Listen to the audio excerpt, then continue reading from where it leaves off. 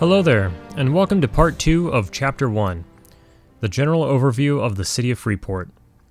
In this video we are going to go over religion, the different sectors of the city, and touch briefly on the immediate surrounding zones. Religion.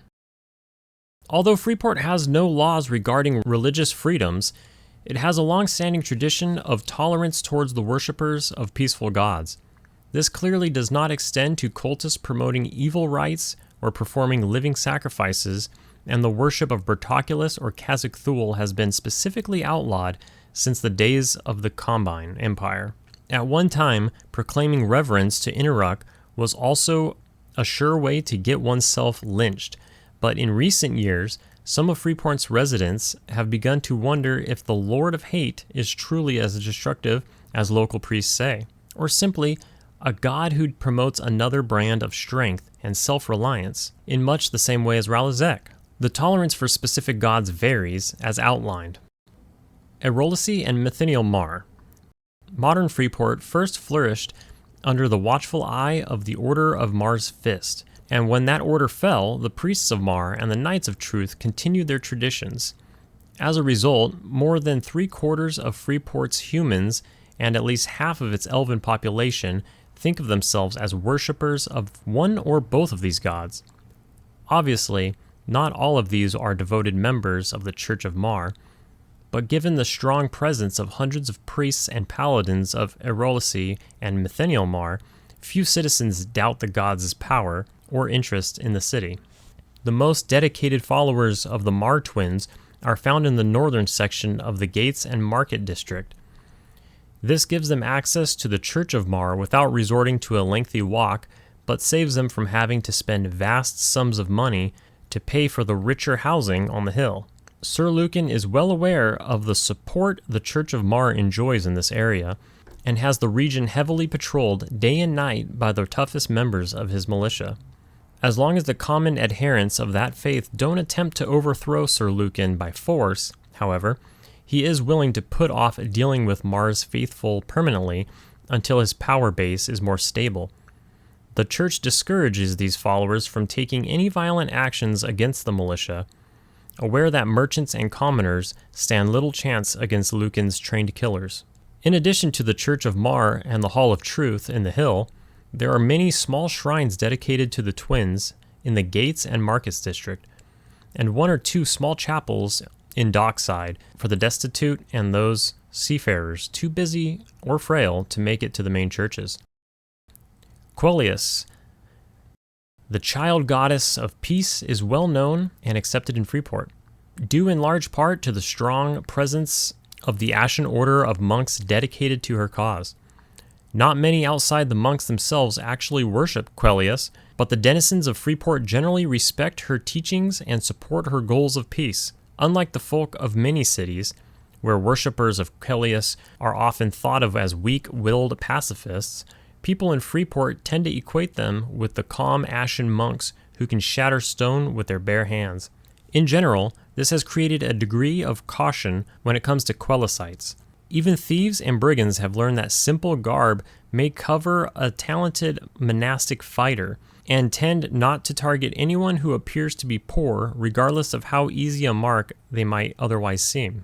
There are no public temples of Quellius in Freeport, but anyone interested in quiet contemplation or discussion of the worship of peace is always welcome to the lawn outside of the Ashen Order. Ralizek. Warriors dedicated to Ralizek tend to fall into one of the two main groups in Freeport: the most militant and fatalistic members of the Steel Warriors and the most violent and bloodthirsty members of Freeport militia. Neither group is particularly large, nor can either stand the other. Nothing is more likely to foment hostilities between the Steel Warriors and the Freeport militia than a fight between opposed worshippers of Ralizek that gets out of hand. Those Steel Warriors who revere the warlord tend to see him as a harsh god. They see conflict as inevitable rather than desirable, and therefore strive to be the best warriors they can.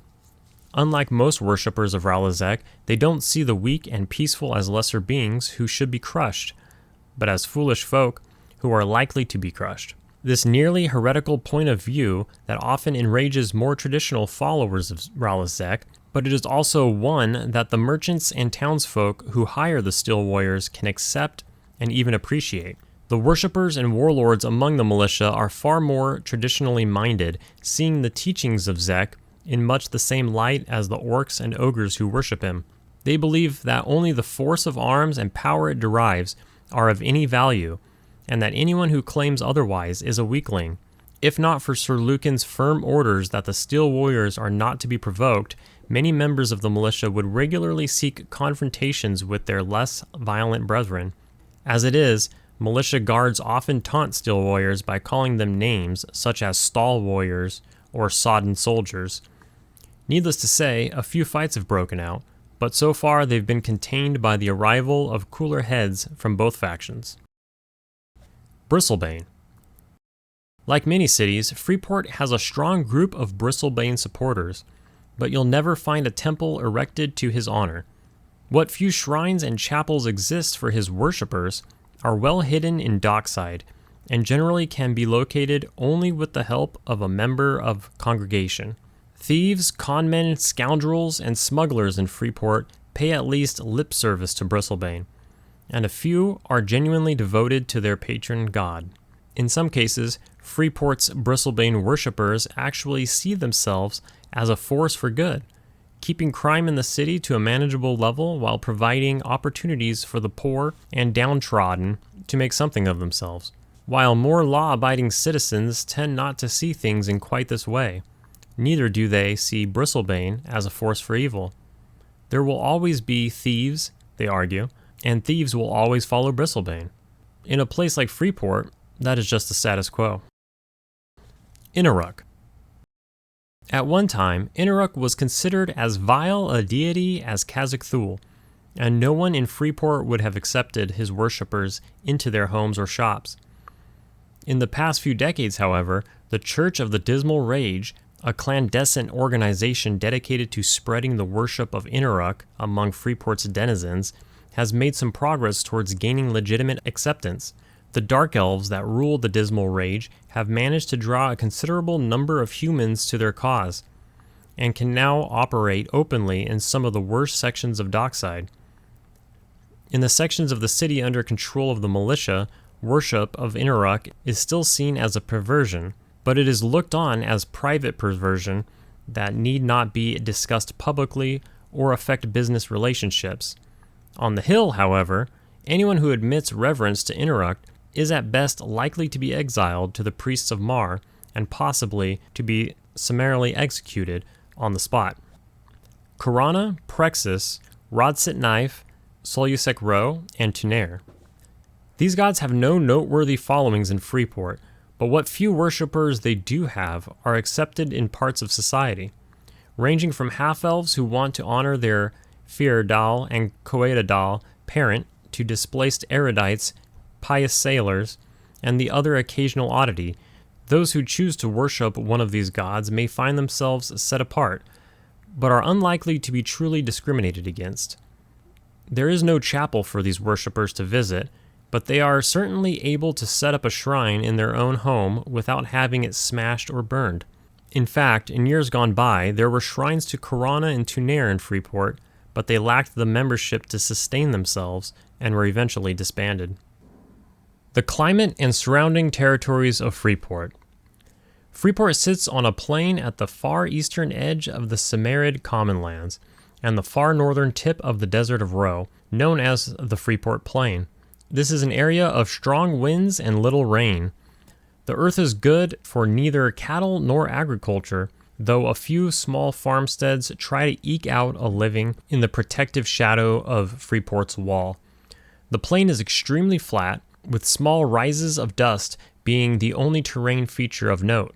Some scrub grass manages to survive here, but mostly the plain is filled with only cacti and tumbleweeds. Spring and fall are the storm seasons, when most of the plain's precipitation occurs. Typical storms, which occur with relative frequency, roll in from the Commonlands, and it's not unusual for small thunderstorms to form with little warning.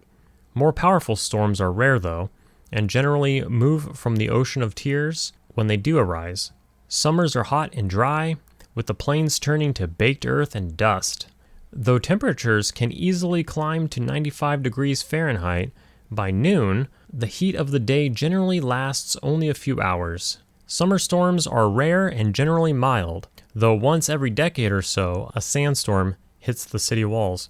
Winters are short and warm in the Freeport Plain and are widely considered the best time to visit the area. The nights are just cold enough to encourage the use of a fireplace and days pleasantly cool. Snowstorms are unusual and most don't produce enough snow to turn the ground white. A few legendary blizzards have occurred, but none serious enough to close the port. The first ground thaw often hits Freeport before it reaches the surrounding land, as warm wind from the east brings an early spring along with inevitable spring storms.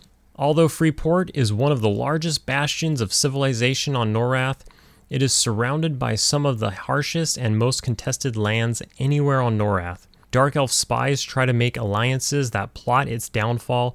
Orcs from two different clans dream of reducing it to a burning ruin, and dark forces that have never been understood have raised hordes of undead within sight of its walls. To understand why none of the factions of Freeport is willing to risk the city's destruction to achieve its own victory, one must first understand just how tenuous Freeport's survival would be if the city were weakened by internal struggle.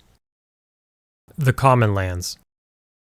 The Common Lands is a stretch of lightly wooded territory running 450 miles westward from the Freeport Plains. It is bordered by Kithakor Wood on the northwest, Nectulos Forest on the northeast, and the Serpent Spine Mountains to the south.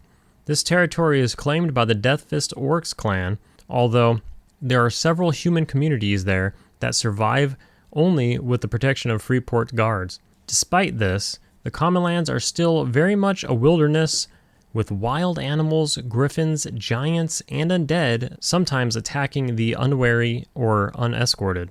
Still, the Common Lands is frequently traversed by halflings, humans, and dark elf travelers, and serves as part of one of the fastest and safest routes east and west across Antonica.